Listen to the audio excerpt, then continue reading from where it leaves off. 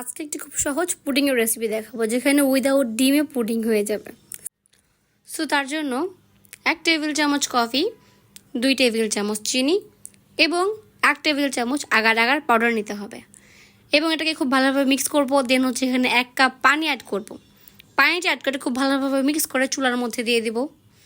চুলা দেওয়ার পরে এটাকে খুব সুন্দরভাবে বলক আনতে হবে, ঠিক যেমনটা ভিডিওতে দেখা যাচ্ছে। ওকে, সুন্দরভাবে বয়েল করা হয়ে গেলে দেখা যাবে একটু ঠিক হয়ে আসছে, তখন এটাকে নামিয়ে ফেলতে হবে এবং ঠান্ডা করে ফেলতে হবে। এরপরে মনের মতো করে কেটে একটা বাটিতে সার্ভ করে ফেলতে হবে। অ্যান্ড বাটিতে সার্ভ করার পরে নেক্সট স্টেপ, 1 লিটার দুধ একটু পাত্রে নিয়ে সেখানে 4 টেবিল গুঁড়া দুধ অ্যাড করতে হবে। সেই মিল্ক পাউডারের সাথে অ্যাড করতে হবে 1 টেবিল চামচ আগার আগার পাউডার এবং 4 টেবিল চামচ চিনি।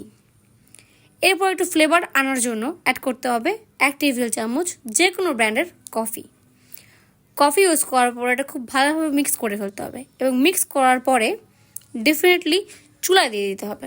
চুলায় দেওয়ার পর এটাকে যখন বয়েল করতে করতে একটা ঠিক হয়ে যাবে, মানে একটা ঘনত্ব তৈরি হবে, তখন ওটাকে আবার সেম প্রসেসে ওই সেম বাটিটাতে ট্রান্সফার করতে হবে। এখন এটাকে আধা ঘন্টার জন্য রেস্টে রেখে দিব। এরপর এটাকে আধা ঘন্টা ফ্রিজের নর্মাল টেম্পারেচারে রেখে ঠান্ডা করে নিতে হবে। এখন রেডি হয়ে গেছে কফি পুডিং। সো যারা কফি খুব ভালোবাসেন তাদের জন্য কফি পুডিং। Thank you.